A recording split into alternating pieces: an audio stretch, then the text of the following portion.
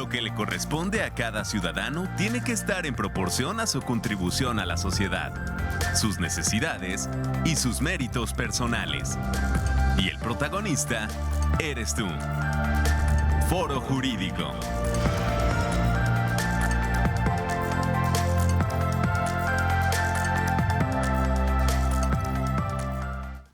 ¿Qué tal? ¿Cómo están? Muy buenos días. Tengan todos los que nos ven y nos escuchan, como todos los lunes. Aquí estamos muy contentos de poderlos saludar. Margarita Gallegos está aquí, la de La Voz. Y saludando a todos los que de lunes a lunes nos escuchan o nos ven. Tenemos por ahí ya nuestros seguidores. Una de ellas es mi querida Gelita, que estuvo mucho tiempo trabajando en la Universidad Autónoma de Querétaro. Mi amiga Liz también sé que siempre nos ve o nos escucha.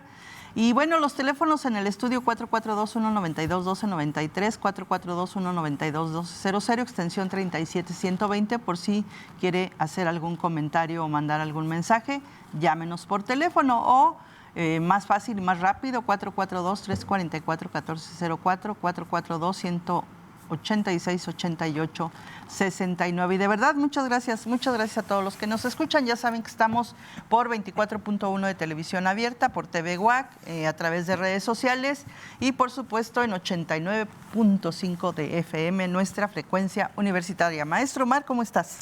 Hola Margarita, muy bien, buen día a toda nuestra comunidad. Y bueno, pues aquí comenzando una semana más en la Universidad Autónoma de Querétaro. Contento de estar aquí con todas y todos ustedes. Y bueno, pues vamos a empezar porque luego el tiempo se nos va y no sabemos qué hacer. Tenemos a un invitado que ustedes ya conocen, el doctor Raúl Ruiz Canizales, que está por allá conectado ya aquí con nosotros. Raúl, ¿cómo estás? Buenos días. Buenos días, Margarita. Buenos días, Omar. Pues encantado de saludaros nuevamente y de compartir algunas ideas, como ya lo hemos hecho en otras oportunidades. Pues adelante, Margarita, porque efectivamente las veces que nos han invitado, pues el tiempo se nos va volando. Así es. Y bueno, a propósito de las reformas federales, de muchas reformas que ha hecho el presidente o que ha propuesto el presidente Raúl, hay una que, bueno, pues nos atañe mucho, bueno, todas en general, pero híjole, es que son muchas. Pero hoy vamos a hablar de una porque hay la propuesta de desaparecer 14 instituciones, si no mal recuerdo, creo que van ahorita 7 ya que están aprobadas, pero una de las que quieren desaparecer es justamente el INAI, la Institución Nacional de Acceso a la Información, pero con México tiene firmados varios tratados internacionales. ¿Cómo nos afectaría la desaparición de esta institución ante estos tratados internacionales?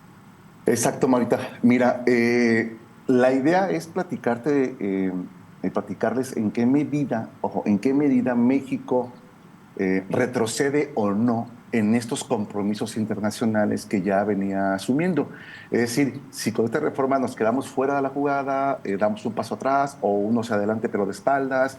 Es decir, cómo México está dando de alguna manera resultados o está respondiendo, insisto, como tú lo comentabas, a esos compromisos en el plano internacional. Porque todo esto, y luego así como se los digo a mis alumnos cuando imparto estos temas, el hecho de que hoy tengamos un INAI, por ejemplo, pues no fue ocurrencia del legislador federal, de que un día se despertó y vamos a crear un instituto donde se garantice el acceso a la información, la transparencia, ¿se me entiende? Claro. O sea, no. Lo que vino haciendo el Congreso de la Unión, y obviamente ya a nivel estatales, pero la cadena de estas tomas de decisión, de estas decisiones en materia de transparencia, pues no es más que el resultado, son acciones que son acciones enfocadas a concretar pues esos compromisos asumidos. ¿Y de dónde tiene su origen esos compromisos? Porque yo recuerdo cuando en aquellos años, yo soy de generación 93-98, y cuando yo todavía estaba recién salido de la carrera, estaba ya este tema de discusión en la agenda legislativa, ¿no? Reformar todo el marco jurídico para dar cabida, surgimiento a estas instituciones, entre ellas lo que hoy es el INAI, ¿no? Que se le ha llamado de diversas formas. Pero ¿dónde comienza? Mira, por tiempo me voy a limitar, Margarita y Omar, a los instrumentos más importantes, porque ha habido toda una cadena de instrumentos internacionales, uno de ellos vinculantes y no vinculantes en el seno de la Asamblea General.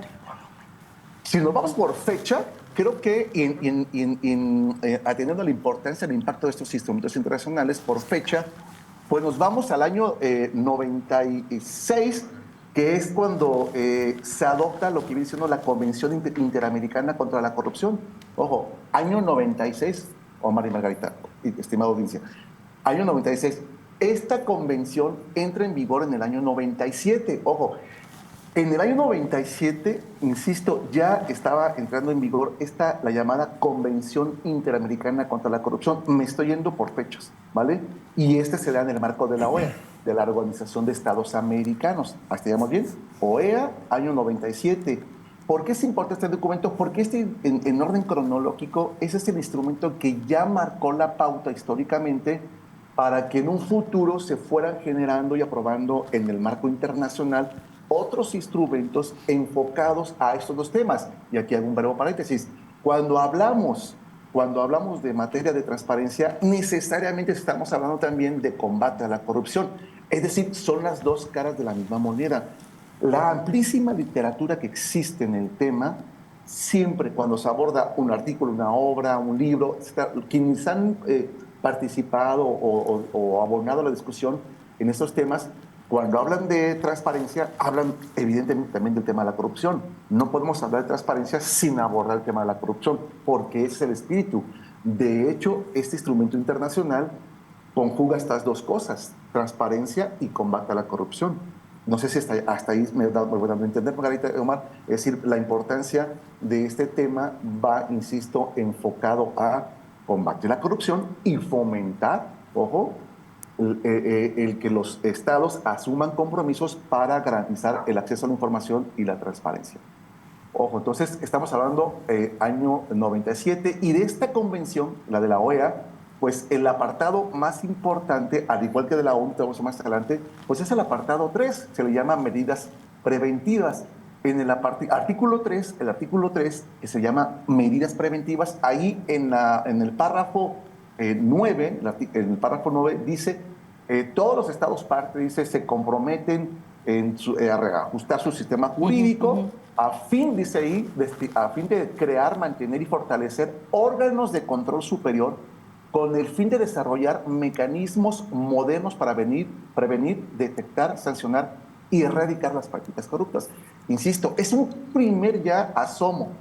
Es un instrumento internacional vinculante, ¿eh? Es vinculante para los Estados miembros de la OEA, y estamos hablando del año 97. ¿Por qué es parteaguas? Porque en este instrumento, insisto, ya se asume por primera vez de manera formal y vinculante un compromiso entre los Estados a combatir eso, a combatir la corrupción y a fomentar, a generar, ¿qué cosa? Instituciones que garanticen el acceso a la información.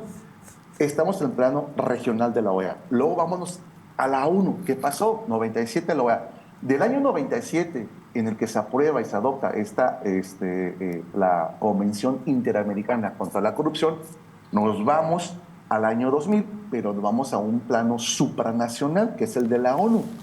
Y en la ONU, ¿qué sucede? Bueno, en la ONU se aprueba, ojo, en el año 2000, la Asamblea General de la ONU, que dice, a ver, vamos a hacer un corte de caja y vamos a ver con qué contamos en el plano de la Asamblea General, qué se ha aprobado en la Asamblea General, ojo, de la ONU, qué hemos aprobado, con qué contamos, con qué tipo de instrumentos y acciones contamos hasta la fecha en el tema específico particular de transparencia y combate a la corrupción. Y en este corte de caja, la Asamblea General aprueba una resolución el 4 de diciembre del año 2000, la resolución 55/61, que se llama un instrumento jurídico internacional eficaz contra la corrupción, que en términos muy coloquiales le podemos llamar un corte de caja para saber con qué contamos, ¿no? En estos dos rubros, en estas dos variables. Y bueno, pues ahí enlista en esta resolución la Asamblea General una serie de instrumentos que ya había aprobado previamente y que, insisto, están enfocados a esta temática, ¿no? Y son bastantes, ¿eh? Por tiempo no los voy no me voy a detener en cada uno de ellos, pero te los voy a nada más mencionar. Dice, bueno, la Asamblea General dice, lista indicativa de instrumentos jurídicos internacionales. Ojo, le llama jurídicos, aunque en realidad tenemos que precisar, muchos de estos son vinculantes cuando estamos hablando de una convención. Cuando es una declaración, no son vinculantes, pero son fuentes, ojo, son fuentes para futuras reformas legislativas de los países. Es decir, de ahí abrevan los países con los gobiernos miembros de la ONU, cuando van a reformar su marco jurídico interno con el propósito de adecuar su norma interna a estos instrumentos, abreva no solamente de las convenciones, que sí son vinculantes, sino que también abreva del espíritu de estas resoluciones no vinculantes como son las declaraciones.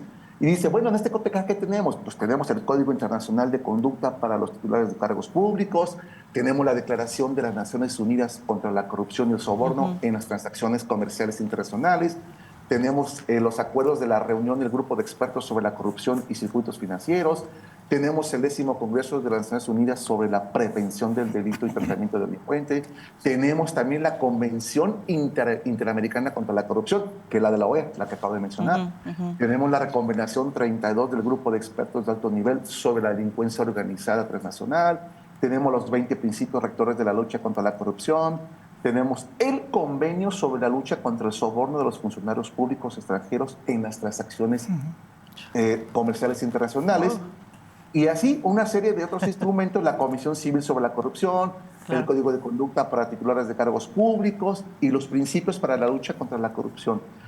En todos estos que te acabo así de mencionar de manera que les acabo de mencionar, ojo, en todos estos siempre está presente la cuestión de la transparencia. Claro. Siempre, porque insisto, son dos caras de la misma moneda. ¿Sí? No podemos hablar de manera aislada una de otra. Pero ¿qué sucedió después? Ojo, este corte de caja que acabo de comentarles fue una resolución, insisto, aprobada el 4 de diciembre del año 2000. Luego, ¿qué sucedió? Bueno, pues en el año, ojo, luego nos vamos hasta el año 2003. ¿Qué sucedió en 2003? Es clave esta fecha, Omar y Margarita y audiencia. ¿Por qué?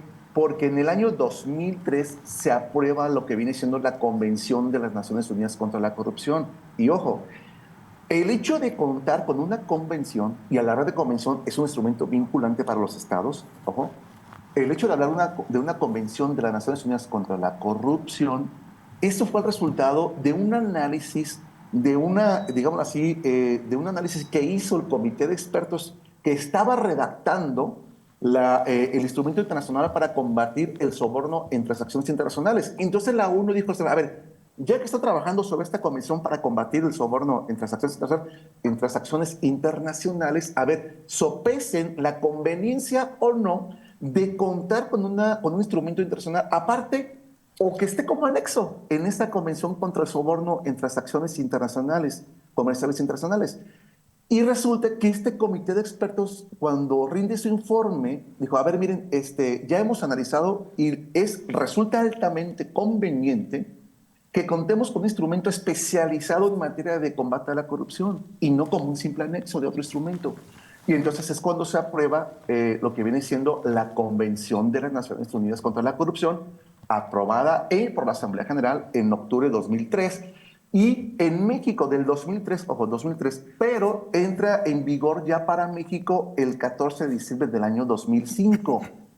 Y aquí voy a hacer un paréntesis. Entonces, no sé si estoy siendo claro en la secuencia de los instrumentos. En la secuencia de los instrumentos, ojo, en esta convención, ojo, aquí que quiero rescatar, dentro de todos los artículos, quiero rescatar 3 artículos que son clave y que se asocian directamente, ojo, y que también viene siendo uno de ellos el capítulo 2 que se llama medidas preventivas. En la Convención de la OEA, el artículo 3 se llamaba medidas preventivas. ¿Qué sucedió? Lo que pasa es que como esta Convención de la ONU contra la corrupción, pues lo que hizo la ONU y el comité que redactó esta convención, pues abrevó también de la Convención de la OEA. Es decir, no partió de cero, pero lo que sí hizo es mejorar de manera muy amplia la cuestión y al decir mejorar, precisó muchísimo más conceptos en torno a la transparencia y el combate a la corrupción. Y entonces el capítulo 2 de la Convención, ojo, de la ONU, la Convención Anticorrupción, el capítulo 2 consta de varios artículos y uno de los más importantes es el artículo 6. Me voy a permitir, el artículo 6 se titula Órgano u órganos de prevención contra la corrupción. Ojo, insisto, son dos caras de la misma moneda. No podemos hablar de manera aislada corrupción y transparencia, ¿vale? Dice el artículo 6, ojo, párrafo 2. Cada estado parte dice, otorgará al órgano, a los órganos mencionados, aquellos que van a combatir la corrupción, sí, ojo, otorgará a los órganos mencionados en el párrafo 1 del presente artículo la independencia necesaria. Aquí está la clave, Margarita y Omar. La independencia necesaria de conformidad con los principios fundamentales de su ordenamiento jurídico, ¿vale? Para que puedan desempeñar sus funciones de manera eficaz y sin ninguna influencia indebida. Influencia indebida, este es el espíritu, ojo, que se tiene al contar con órganos como el INAI, ojo, ese es el espíritu que se trata de concretar en los países, que los estados, que los gobiernos modifiquen su régimen jurídico interno, adecúen el contenido de estas reformas en sincronía con esta convención, de tal modo que, ojo, se erijan, se diseñen instituciones encargadas de garantizar el acceso a la información y que estén libres de injerencias. Así lo dice la convención, lo dice el artículo 6. Ojo, dice, deben proporcionarles los recursos materiales y de personal especializado que sean necesarias, así como la capacitación de dicho personal para que pueda desempeñar sus funciones correctamente. Estoy hablando del artículo 6. Luego nos vamos al artículo 10. Fíjate, el artículo 10 es clave, porque aquí está de manera más precisa. El artículo 10 se llama información pública, se llama. ¿Y qué dice el artículo 10? Lo mismo, dice, todos los gobiernos, los países deberán reformar, se comprometen a reformar su marco jurídico interno, ojo, a efecto de qué cosa, dice, para que puedan incluir, entre otras cosas, la instauración de procedimientos o reglamentaciones que permitan al público en general obtener, cuando proceda, información sobre la organización, el funcionamiento y los procesos de adopción de decisiones de su administración pública y, dice, con el debido respeto a la protección de la intimidad y los datos personales, sobre decisiones y actos jurídicos que incumban al público. B, dice, la simplificación de los procedimientos administrativos cuando proceda a fin de facilitar el acceso del público, ojo, a las autoridades encargadas de la adopción de decisiones. Y 3, dice, la publicación de información, lo que podrá incluir informes periódicos sobre los riesgos de corrupción en su administración pública. Ese es el artículo 10. Y luego el artículo 36 remata, ¿por qué? Porque el artículo 36 precisamente viene siendo como, bueno, ya hablamos de que los estados se van a comprometer a diseñar instituciones libres de injerencias. Y el artículo 36 es claro, dice, el artículo 36 se llama autoridades especiales. Dice, los estados se comprometen a reformar su marco jurídico a fin de que cuente con estos órganos. Dice, este órgano, dice, u órganos o estas personas gozarán de la independencia necesaria, compañeros, conforme a los principios fundamentales del ordenamiento jurídico del Estado parte, para que puedan desempeñar sus funciones con eficacia y sin presiones. Obviamente, esas presiones, ¿de dónde suelen venir? Todos lo sabemos, ¿cierto? Bueno, este es el marco de la... Y luego viene otro, este es el marco de la ONU, y luego viene la OEA. Antes de llegar a la OEA, hay un instrumento clave, fundamental, que son los objetivos de desarrollo, ¿vale? La declaración, la resolución 70/1, se llama así, Transformar nuestro mundo, la Agenda 2030 para el Desarrollo Sostenible, aprobada en septiembre de 2015. Y ahí... Raúl, sí. Perdón, déjame interrumpirte brevemente para también, pues no sé, incluir un poco de polémica y debate.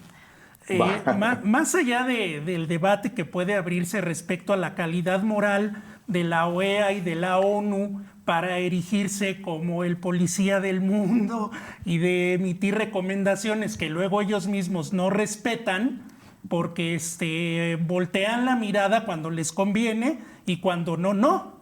Ejemplos históricos tenemos muchísimos. Pero más allá de eso, que puede ser un elemento de debate, yo quisiera preguntarte y también Margarita, nuestro auditorio, ¿cuáles son las razones por las que se está planteando esta iniciativa? Iría un poco más atrás. ¿Cuáles son las razones de fondo para plantear esta posibilidad a través de la iniciativa para desaparecer este organismo? Pienso que en un país como el de nosotros, que tiene un Estado de Derecho tan frágil, pues de pronto de nada sirve ningún instrumento de combate a la corrupción cuando todos nos enteramos de las cifras, de los números, de las cantidades, de los gastos innecesarios, si realmente no hay un Estado de Derecho que sancione. Sí, a ver, yo te voy a compartir evidentemente mi posicionamiento. Estas reformas, y es, insisto, mi posicionamiento, y con el ánimo también de invitar a la discusión, tiene su origen en un cálculo, digámoslo, instrumental. Detrás de todo esto hay una racionalidad económico-instrumental. O sea, no sé si me doy a entender. O sea, es calcular cómo seguimos de alguna manera en el ajo, por decirlo así, pero sin que nos cueste tanto. En realidad, estas reformas tienen detrás de ellas hay una cuestión, hay un cálculo de racionalidad económica, de gasto. O sea, es como cómo reducir el gasto sin que nos zafemos de esos compromisos. Más allá de lo que efectivamente tú acabas de comentar, Omar, más allá de que si la ONU, la OEA tienen natural moral como para poder emitir este tipo de resoluciones, pero para mí es evidente que es un cálculo nada más de tipo económico, de costo, en términos de costos, porque la propia legislación así lo plantea. O sea, titule la ley orgánica del Poder Legislativo Estatal y el Federal, por ahí hay un párrafo que dice que toda iniciativa será sometida al cálculo en cuanto a los recursos, ¿sí, ¿no? Claro. Sí, un tema de presupuesto. Sí, claro, obviamente. Es que, a ver, podemos firmar, y también hay que ser objetivos en esta parte, o sea, podemos firmar todos los...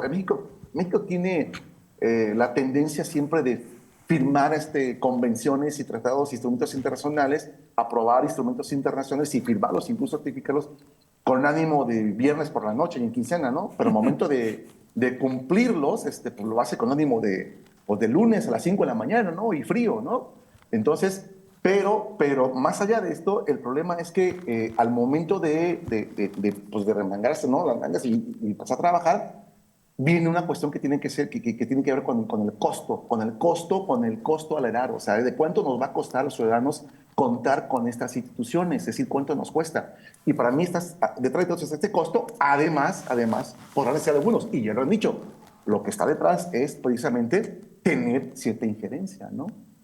Tal y como, o sea, vamos, en sentido contrario, como lo dicen los instrumentos que acabo yo de comentarles, ¿no? Lo que se busca a nivel internacional, Omar, es, a través de estos instrumentos, pues, es precisamente tener instituciones libres de injerencia. Y por eso la idea de la autonomía, ¿no? Tener órganos autónomos. El espíritu de estas reformas, dirán por ahí algunos, no, es que sí, se sigue garantizando la autonomía, nada más que ahora se van a encargar estas áreas, ¿no? Del acceso a la información y dar respuesta a las solicitudes de información a los ciudadanos.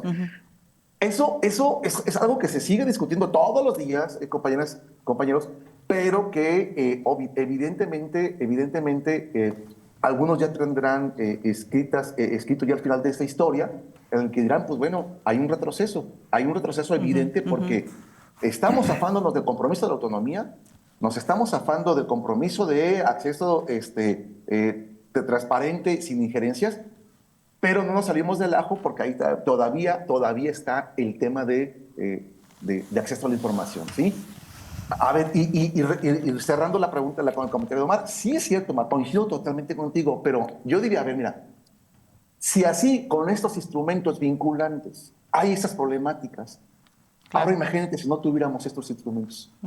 Si esto estuviera nada más en la mesa de los académicos y las sociedades civiles, si este tema estuviera nada más en el escritorio de los académicos, pues bueno, serían ideas meramente académicas o del academicismo, ¿no? Pues a veces ni de los académicos, Raúl. Pues a veces, sí, exactamente, a los académicos porque efectivamente, ¿no? Resulta que, pues, no sé si es una coerción de pereza o no sé de qué será, de que la cuestión de hacer crítica, que estamos obligados a hacerlo, pues parece que ya está pasada de moda, ¿no? O no sé, pero es que hacia allá debe apuntar. O sea, tenemos todo un bombardeo de iniciativas del Ejecutivo y es para que estuviéramos precisamente poniendo el dedo en la llaga, o sea, sobre esto, lo que está en juego, ¿no? Oye, Raúl, te interrumpimos porque se nos va el tiempo y tenemos que despedirnos. Pero me quedo yo con muchas preguntas que te voy a hacer en la próxima invitación que te haga.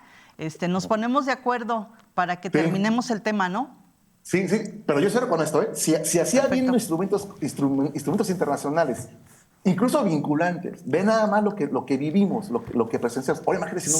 Seguiremos debatiendo, mi querido Raúl. Mil gracias, Raúl, Gracias por a haberte ustedes. conectado. Gracias. Ya, no, Gracias a Nos vemos nuestro la auditorio. próxima. Hasta luego. Lo que le corresponde a cada ciudadano tiene que estar en proporción a su contribución a la sociedad, sus necesidades y sus méritos personales. Y el protagonista eres tú. Foro Jurídico.